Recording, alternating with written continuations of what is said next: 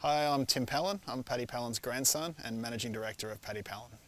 We've put together a series of stories about our company and its history. We hope very much that you enjoy them.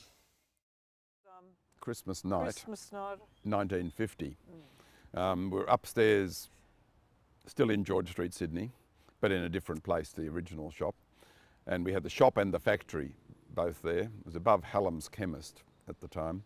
And there was a caretaker in the building, and he'd been out celebrating Christmas, and he came home. This is what the firemen claim anyway. They came home a bit drunk, threw a cigarette in the waste paper basket, and the whole building went up. So that was in 1950, and because of it was not long after the Second World War, there was a great shortage of rental properties. But luckily Dad knew Archdeacon Delbridge, who said, well... He was a neighbour. He was a neighbour. Yeah. His dad was a neighbour.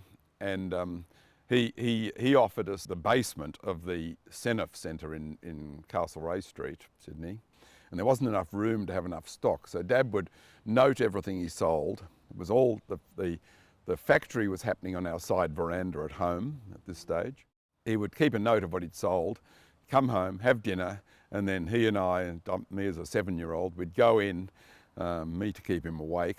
We'd load up to restock everything and take it back in, put it in the room and come home again.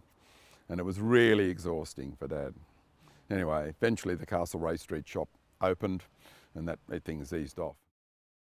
From what I've heard, it was sort of Paddy's customers at the time which helped him actually get through that. Yeah, it was. So, because, basically he'd lost most of his, or all of his stock in the store. He was, all the machines out of pocket, all the machinery. So, how did his customers actually assist him at that time? I'm not too sure exactly, but I know people came forward and said, look, I've got some space here where you can set up a factory. Things like that. There were people came forward with offers of things. I don't know the exact offers, exactly, but there were people, because I think Dad made good relations with his customers. They returned the favour and looked after him when he was down.